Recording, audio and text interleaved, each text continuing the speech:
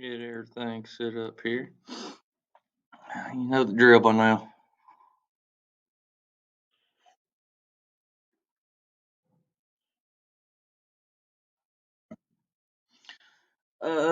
Good morning, y'all. Welcome to History by Phillips. I'm Mr. Phillips, and you are watching the Jefferson Era lecture series. Last video we talked about how Thomas Jefferson became president. There was a tie in that election. Long story short, we get the 11th and 12th Amendment coming from it. That way, we don't have election problems like we did in 1796 and 1800. Uh, Oh yeah, the big thing we talked about was the Judiciary Act of 1801. It pretty much starts establishing the courts, yada yada yada. But also we talked about how John Adams he lost the presidency, but he's still going to be president until next year. Uh, so in the meantime, he's starting to appoint all these judges, these Federalist-leaning judges. Remember, the Federalists are a political party. You got the Federalists and Democratic Republicans. Uh, Basically, John Adams, he's trying to appoint all his Federalist judges in all these spots of power. When Thomas Jefferson comes in office, he puts a stop to it. He tells James Madison, like, hey, I know John Adams told you to do this as president, but I'm president now. Stop appointing all these judges. I don't like it. So he stops. One guy that was supposed to get his appointment to be a judge was William Marbury. So he ends up suing. That's why you think of it. Suing the federal government takes James Madison up to the Supreme Court. Uh, Supreme Court ruled against him, Marbury Madison. He pretty much told him to get over it. Thomas Jefferson's president. Now what he says goes. But there's three things that came from this ruling for Marbury versus Madison. One, the Constitution is the supreme law of the land. Two, if there's a state and federal law that are in what you call it at odds with each other, the federal law always takes precedent. And number three, the judicial branch has the right to review any law and declare it unconstitutional if need be. Well, that's going to bring us into today's lesson, the Louisiana Purchase. A lot of this is going to be focused around the Louisiana Purchase. We'll be talking about that here in a moment. Uh, the things we'll be talking about, Americans are heading west. The French and a new guy. That new guy is going to be Napoleon. We start exploring a lot. We have all this land right here that we end up getting in this lesson in U.S. history. So we're going to end up having to explore that. And we start having our politicians duel each other. So yeah, let's get into it. So Americans are heading west. So everybody's getting settled in after the war. The British, a lot of Americans are starting to pile into this area of the country, around Kentucky, Tennessee, a little bit up here above the Cotton Belt. We like to call it the Cotton Belt, Georgia, Mississippi, Alabama. Starting to pile in this area. Also, you got the Northwest Territory. They're starting to get piled in a little bit.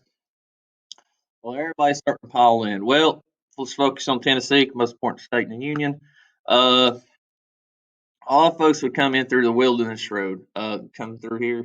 Uh, Come through the Wilderness Road. They would float a lot of their stuff along the Tennessee River, stuff like that, bring it into Tennessee. It used to be part of North Carolina until Act of Congress, I think like 1790 or so, made pretty much all this area unrestricted. Best way you can think of it. They plan on making new states out of it. Tennessee, Kentucky, ideally being those states. Uh, but in seven, but 1796. You get about 55 delegates meet in Knoxville, kind of like how we had the 55 delegates meet at the Constitutional Convention, declare independence. Well, we had 55 folks here in Tennessee decide to get together in Knoxville. Keep in mind, this part of the state is the most populated part of the state. The rest of this is starting to get filled out. A little bit of gap here in the middle with John Donaldson. He'll start establishing Nashville. But pretty much you have folks settling here and along the Appalachia area, or they're either shooting across here the Mississippi River and settling that. But Nashville start becoming prominent here soon. Anyway, 55 folks meeting Knoxville representing all the state. They make a constitution. Now, our state constitution, it did not have a judicial branch in it. They let that rely on the legislature, the legislative branch. Also, make note of the Tennessee Constitution. The executive branch is pretty weak compared to the legislative branch. I think things have changed a little bit since then, but for the most part, our legislative branch is more dominant than our executive branch, being our governor, so on and so forth. Depends on how you look at it. It seems to work pretty well for Tennessee. We do all right in this union. Uh, but yeah, 1796, Tennessee becomes a state. The cool thing about our Constitution, I know the South gets a lot of heck about having slavery and stuff, but our Constitution, they didn't mention anything about outlawing African Americans from voting. The only criteria to vote in Tennessee was they expanded to all 21 age males, and you had to own property. If you was a man that met those qualifications, you was allowed to vote in Tennessee, including freed black men. Freed black men happened to be over 21 years of age and happened to own land. They were able to vote. Few and far between, but still. Uh, Progress starts somewhere, I reckon. I don't know if you want to start call it progress with slavery. But I digress. Yeah, Tennessee officially becomes a state. But you can see this with a mass migration of folks from the eastern seaboard moving west from the Mississippi River. Uh, oh yeah, a lot of these pioneers they relied on axes and rifles. That's kind of obvious. I mean, it's uncharted wilderness. Plus, there's still the Indian threat up there. Some Indians like us, some don't. A lot don't, just the way we've treated them since like the 1600s. I digress. Moving on. So let's keep talking about France here. So I don't know if you saw my last clip or last slide. Louisiana Purchase. When I say Louisiana Purchase, we pretty much buy all this from France. So let's get it. So is Spain and France working together? So remember in the Federalist Era lecture series, we talked about the Picnics Treaty. Well, the Picnics Treaty pretty much gave us a little bit of land, Georgia, Alabama, Mississippi, a little bit there. They allowed us access to the Mississippi River and New Orleans. That is the important thing. They allowed us access to New Orleans. Uh, so we have access to New Orleans. Think of New Orleans as the Boston of the South. It is a good trading harbor. It's good money maker. Plus, you get access to all these Latin American countries and all their cash crops that they're producing on slave labor. Uh, it's a money making place here in New Orleans. But all of a sudden, Spain cuts us off from New Orleans out of the blue. We suspect that Spain is working together with France, uh, thinking that they what you call it? My apologies. I think Spain's working together with France because they cut us off, and all of a sudden you start seeing French settlers or so more French descent folk coming in. Uh, the reason why France wants this because a new guy in charge named Napoleon takes power. Napoleon, he pretty much reshapes France. He starts whooping butt all over there in Europe. But he has dreams of a global empire. And he already has an island called Saint Domingo, it's modern day Haiti. He thinks he can use this as a base for his global empire, expanding out west. By west, I mean the Americas here. Uh, he thinks he can use this as a good naval base. Well, these folks of Haiti, they were inspired by the American and French revolutions, how pretty much the peasant class overthrew the higher ups. So you get a guy named Toussaint Louverture. Uh, he basically leads a slave uprising, and they retake Haiti. They take it back from France, right from under their nose. Uh, so yeah, end up getting it. So Napoleon ends up getting the Louisiana Purchase, but he has no need for it anymore because he lost Haiti. And since he lost Haiti, he really has no need for all that land in America, and he's going to war with Britain. And as we've discussed before, going to war with Britain costs a lot of money. So, so Napoleon, he has all this land that he just bought from France. I mean, it's useless to him now. So, uh, he sends some negotiations with the Americans. And Americans, they're wanting to come down here and like buy New Orleans, just a little part like this. Well, France counter offers like, hey, we'll sell you all of this, all of this. They're like, ooh, that is quite. But the problem is they didn't know if they could actually constitutionally do it. It's not really laid out in the Constitution that these folks can do it.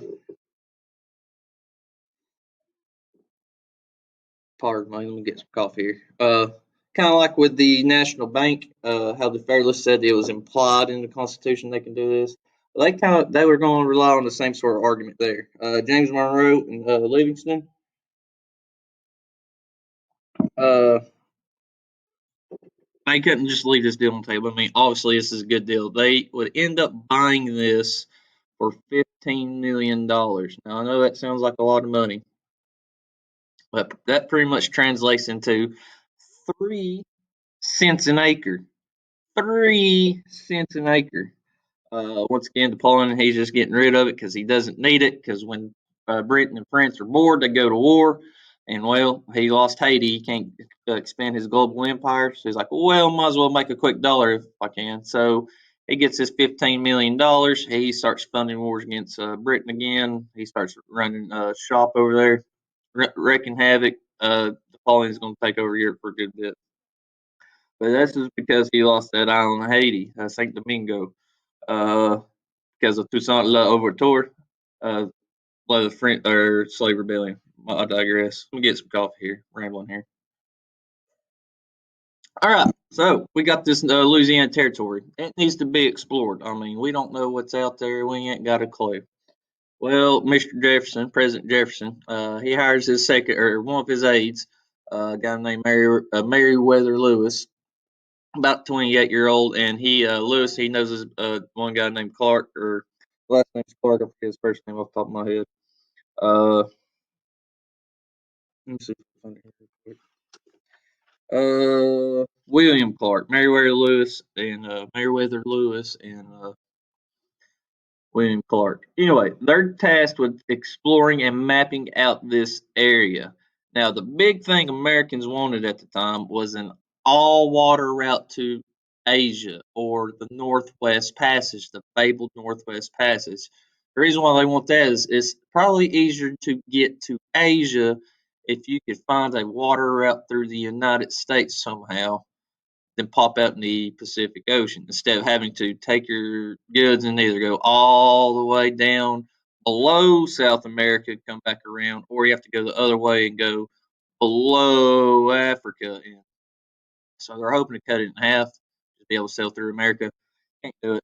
Uh, Wild goose chase. But yes, Lewis and Clark, they amateur scientists. They think of them as jack of all trades. They know how to do everything.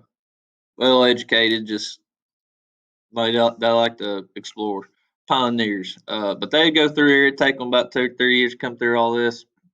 But they along the way they'd run into different types of animals, different types of plants, a lot of different tribes. This is where Sacagawea comes in. She's a Shoshone Indian.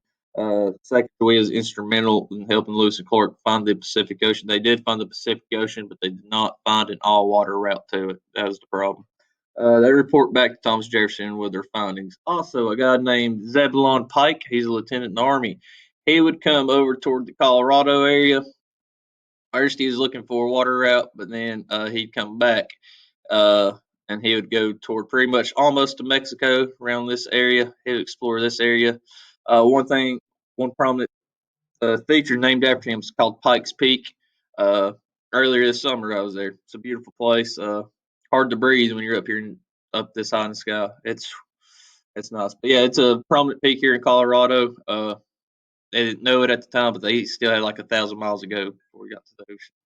Uh, I digress. You got these folks exploring all this land that Thomas Jefferson and his cabinet ended up purchasing. Uh, but that's going to bring us back to the Federalist. So the Federalists, they see what's going on here. They want to succeed from the United States. They see things are not going well. John Adams kind of screwed the pooch with the presidency. Uh, they're losing support in Congress. They're losing their stronghold. Now, remember, the northern United States is still Federalist. Remember, they like the economy based on industry because they got the factories and textiles. They like the tariffs because it's making folks buy their goods instead of buying the cheaper British goods. But those afraid with the Louisiana Purchase, it's going to weaken their political influence because they're going to see a lot. Because with the Louisiana Purchase, eventually states are going to get made out of this new territory. With those states, they're probably not going to think like these New England, the New England part of the United States. They're probably not going to be uh, industry-based economy. They'll probably be agriculture, like the Democratic Republicans, so and so. So they're scared that they're going to lose influence in Congress and just politics altogether. The economy is going to be bad for them. So they come up with a plan to succeed. Now, this succession plan was between the New England colonies plus New York. I like to consider New York in New England, or a New England state, but it's the New England states and New York, the Northern Confederacy. Well, Hamilton catches wind of this and he confronts Aaron Burr about it. Aaron Burr's pretty much the leader of New York, pretty much the face of this Confederacy. It's not came to light yet, but he